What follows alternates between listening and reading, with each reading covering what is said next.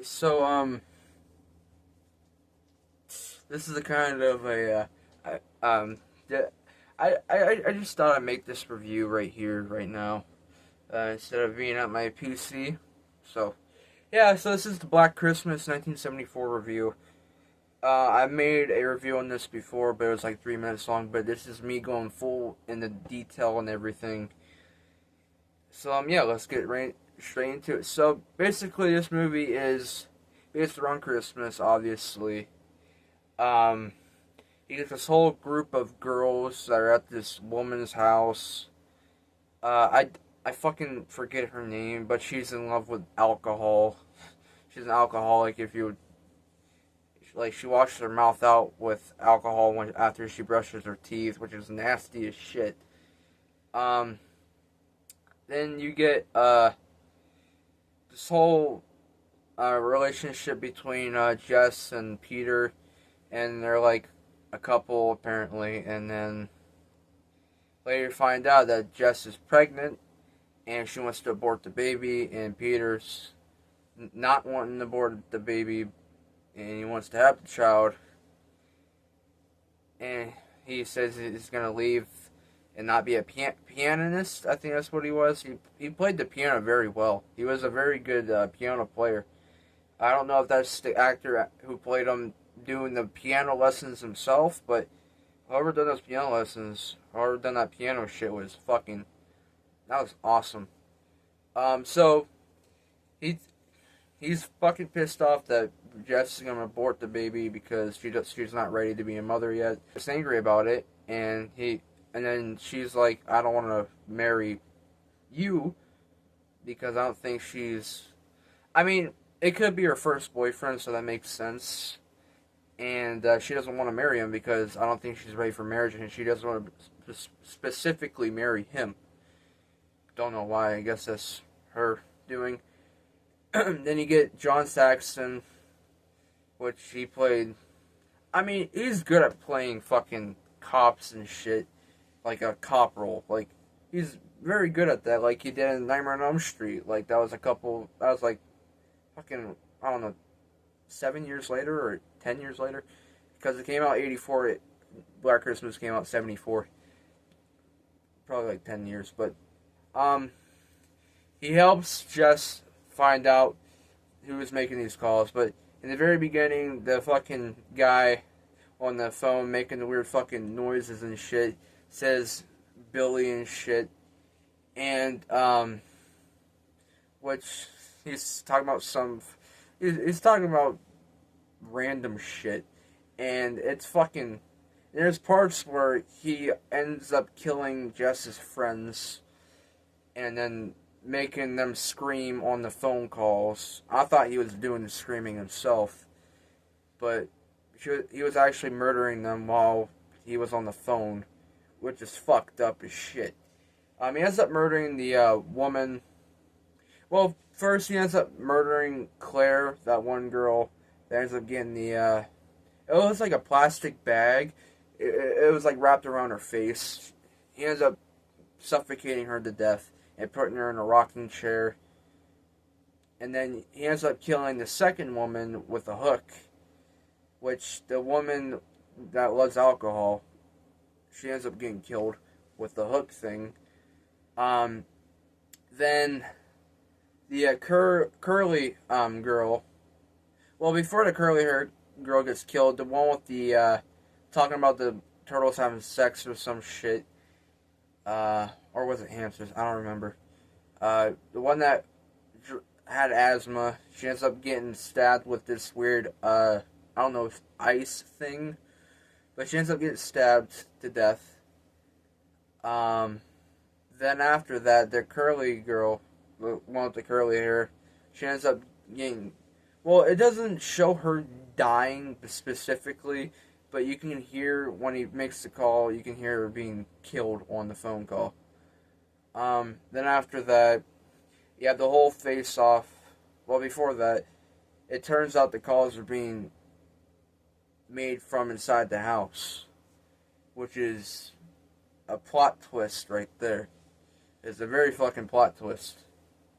and that just gave me goosebumps. It shook me to my core. Because imagine, it's based off a true story too.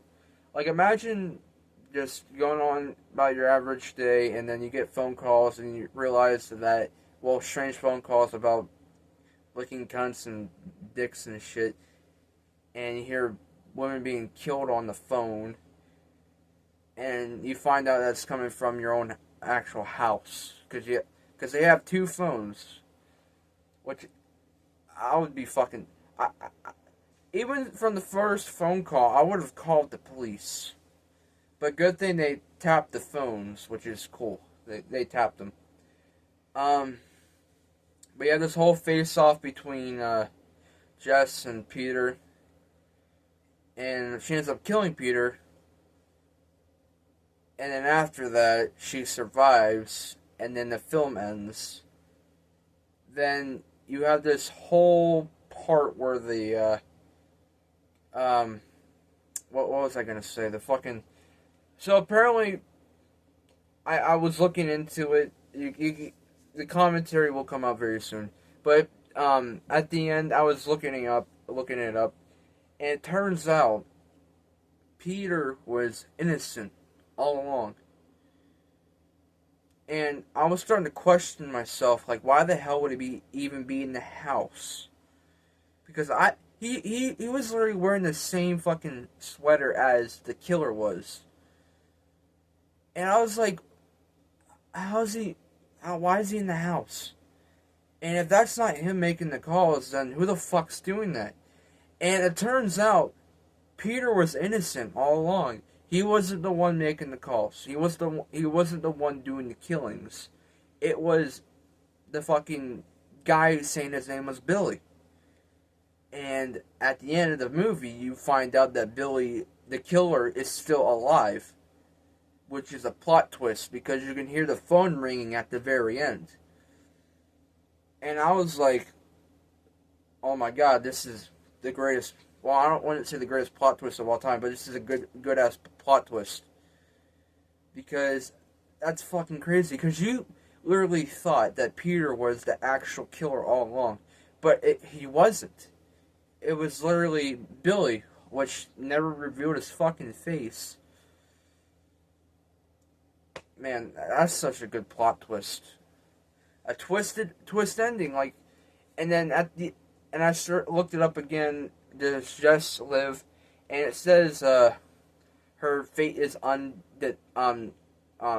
ambiguous, meaning undenied. Like you don't know if she survives or not. But at the end of the movie, I just looked it up and it says that you can speculate that she wasn't going to make it because the killer was still in the house. And I was like, holy fuck. Like, how crazy is that? The killer is still alive. She killed the wrong person in self-defense. And then the police took it as it is. Like, they didn't check the house or... Like, what kind of police do that? They don't check the fucking house. Like, if I was a police officer, I would check the whole house. Just to make sure there's no one else there. But they literally took Peter as the killer. Even though he was innocent. But man, that's a fucking twist of a fucking... They should have made a sequel. I know the 2006 Black Christmas. I don't know if that follows up from the original Black Christmas. I'll probably watch it. But man... This movie is fucking good. Good. A good Christmas horror film, if you ask me. If I had to give this movie a rating, I'd give it a fucking... I really love this movie. No, fuck it, I'll give it a 10. It's perfect. It's a good fucking 74 Christmas film. Same year that The Exorcist came out. No, 73. 1973 is when The Exorcist came out. 74 is when Texas Chainsaw Massacre came out, so, right around the same year. But this is a 10 out of 10 movie. I love this movie for what it is. and I think a lot of people can agree with me for giving this movie that high of a rating, because there's no other movie that's like this, where the killer's inside the house making these weird ass phone calls. It's a 10 out of 10. But yeah, that's pretty much about it.